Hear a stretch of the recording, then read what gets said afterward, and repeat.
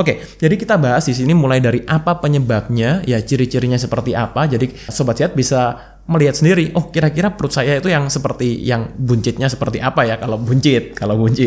Susah mengontrol berat badan? Bantu kontrol berat badan Anda dengan 2 saset raw meal per hari. Dapatkan produk originalnya hanya di boxsehat.com.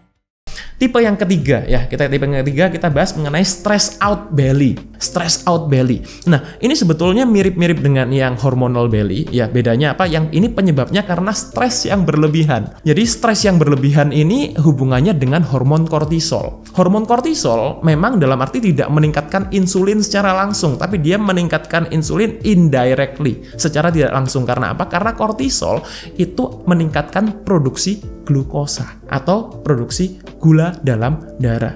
Yang kemudian ketika gula dalam darah meningkat, ini akan menyebabkan insulin meningkat juga, yang efeknya nanti ke situ. Nah, stres itu yang paling sering, ya itu ya macam-macam ya. Stres ini kita bisa bilang secara psikis ataupun secara fisik gitu. Yang stres secara psikis biasanya karena hubungan dengan pasangan, hubungan dengan mungkin partner kerja, hubungan dengan keluarga ya dan lain-lain. Kita hidup dengan stres ya, jadi kita harus berdamai dengan stres tentunya. Stres juga bisa secara fisik ya, mungkin terlalu capek, terlalu lelah gitu, itu juga bisa. Nah, jenis lemaknya juga sama di sini, mostly adalah visceral fat. Ciri-cirinya ya mirip dengan hormonal belly, tadi saya sudah bilang, tapi buncitnya mungkin lebih merata dari atas sampai bawah. Solusinya apa? Solusinya adalah pertama, hindari toxic relationship. Udah sering dengar kan term ini, toxic relationship. Jadi toxic relationship ini benar-benar sebetulnya stress out our system, ya stress out our body, yang juga akan bisa bikin nggak jauh beda ketika kalian sama dengan kalian konsumsi gula yang berlebihan. Jadi kalau kalian mungkin dok saya udah nggak konsumsi gula nih, saya udah nggak makan yang manis-manis, jaga asupan karbohidrat, tapi kalian hidup di lingkungan yang stressful. Jadi hindari orang-orang yang toksik itu. Ya, kalian berusaha untuk cari lingkungan yang baik. Create the good environment for yourself. Yang kedua, tidur yang cukup dan berkualitas tentunya gitu. Cukup aja nggak cukup, tapi cukup dan berkualitas. Karena apa? Karena tidur yang cukup ini bisa benar-benar rilis stres kita. Dan yang ketiga, refreshing. Ya, refreshing juga penting banget. Nah, refreshing ini macam-macam. Tiap orang, kalau saya bilang refreshing, jangan pemikirannya pasti liburan, keluar negeri dan lain-lain. No, you don't have to. Ya, jadi kalau kita bilang refreshing, lakukan aktivitas yang menyenangkan hati kalian. Kalian suka olahraga, silakan olahraga. Suka berkebun, silakan berkebun. Suka memancing, silakan memancing. Tapi yang pasti usahakan yang positif ya. Oke. Yang terakhir adalah tipe keempat, yaitu mommy belly gitu. Nah, kalian mungkin dari namanya udah bisa udah bisa notice kira-kira mommy belly banyak dialami oleh wanita. Tapi sayangnya ya sekarang cowok-cowok pun, laki-laki pun banyak yang mengalami ini. Nah, kita bahas kenapa.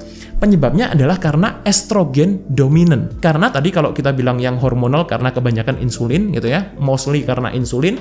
Yang ini penyebabnya karena estrogen dominan. Karena terlalu banyak estrogen di dalam tubuhnya. Dan sekali lagi, ini bukan, meskipun namanya mommy belly, bukan hanya dialami oleh wanita. Cowok pun juga mengalami. Biasanya kalau cowok selain perutnya ya, indikasinya itu dari boobs-nya. Ya, jadi ada istilah sekarang man boobs. Jadi ada ya, Anda tahu ya maksud saya. Jadi boobs kan harusnya hanya dimiliki oleh wanita. Tapi ini boobs juga dimiliki oleh pria dan biasanya bentuknya ya kayak gitu. Ya, jadi bentuknya maju gitu. Ya. Jadi itu yang dialami oleh banyak pria juga karena apa? Karena estrogen dominan. Ciri-cirinya gimana? Perutnya bergelambir gitu. Bergelambir, besarnya lebih ke arah ke bagian bawah gitu ya. Jadi dia kayak gitu perutnya gitu ya. Jenis lemaknya adalah sebagian besar ini adalah lemak subkutan. Sebetulnya lemak subkutan ini tidak seberbahaya lemak visceral, tapi secara estetik memang tidak enak dipandang. Dan unfortunately lemak-lemak subkutan ini memang butuh usaha yang lebih lama untuk dia dihilangkan, karena ini bisa dibilang, saya biasanya sering bilang ini adalah stubborn fat gitu, atau lemak yang membandel. Nah, jadi lemak yang membandel, jadi butuh waktu yang lebih lama. Tapi selama kalian bisa tahu cara yang benar untuk mengikis, sebetulnya tidak sulit juga. Solusinya apa? Ya, yang pertama, hindari junk food atau ultra processed food. Jadi saya bukan bilang processed food aja ya, tapi ultra processed food. makanan yang diolah secara berlebihan.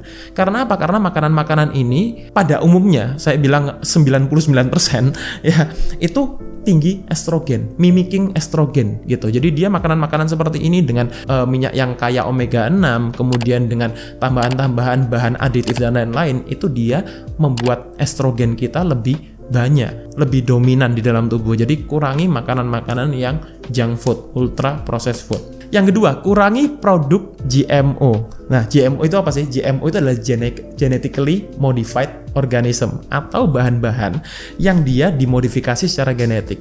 Nah, ini yang menarik. Banyak orang yang tanya sama saya, dok, berarti nggak boleh konsumsi kayak estrogen itu kan kebanyakan di kedelai ya. Sebetulnya kedelai nggak ada masalah ya, asal dia bukan GMO gitu. Cari produk kedelai yang dia yang organik, cari yang non GMO. Sebetulnya bukan hanya kedelai ya, kedelai, jagung dan lain-lain itu sekarang banyak yang GMO. Karena apa? Karena demand-nya tinggi ya, sedangkan supply-nya mungkin tidak setinggi demand-nya. Jadi banyak sekarang orang mengakali dengan teknologi dibuat GMO. Jadi teknologi itu tidak selalu membuat hidup kita menjadi lebih baik.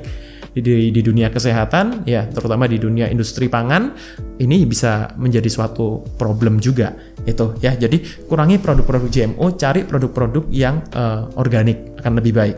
Kemudian yang ketiga adalah hindari penggunaan plastik ya. Kalau kalian selama ini makan makanannya dibungkus plastik apapun gitu ya, memang ada plastik-plastik yang food grade, tapi saya rasa banyak juga yang tidak food grade gitu. Nah, ini yang perlu kalian hindari karena plastik di dalam tubuh itu juga akan mimicking estrogen. Jadi sebisa mungkin cari packaging yang bukan plastik ya, bukan plastik, bukan melamin juga ya, karena itu juga sama. Cari packaging yang dia lebih seperti kaca, kemudian seperti marble gitu. Itu juga lebih keramik ya, itu juga lebih oke. Kemudian yang terakhir adalah konsumsi sayuran golongan cruciferous plus omega 3. Karena di dalam hal ini ya, sayuran cruciferous ini bisa menghambat enzim aromatis. Ya, enzim aromatis ini yang membuat biasanya hormon testosteron juga turn into estrogen. Jadi makanya kenapa di cowok juga ya, di laki meskipun dia banyak testosteronnya, dia bisa berubah menjadi estrogen karena ada enzim aromatis ya. Nah, ini yang bisa kita cegah dengan konsumsi sayuran golongan cruciferous ditambah dengan omega 3 gitu. Jadi perut buncit itu macam-macam ya, sekali lagi perut buncit itu macam-macam jenisnya. Kalian bisa cek, kira-kira kalian ngaca ya, hadap samping, kira-kira kalau saya buncit, kalau buat yang buncit ya, kalau buat yang nggak buncit ya nggak perlu. Kalau buncit, kira-kira ini lebih cenderung ke mana? Itu kalian lihat sendiri ya, kalian lihat sendiri dulu ya, kira-kira yang mana, kemudian baru kalian kerjakan gitu, upayakan dengan solusi-solusi yang sudah saya sampaikan di sini ya. Dan tentunya ya, last but not least, untuk pengaturan pola makan ya, memang di sini yang saya sampaikan adalah kaidah-kaidah umumnya saja ya.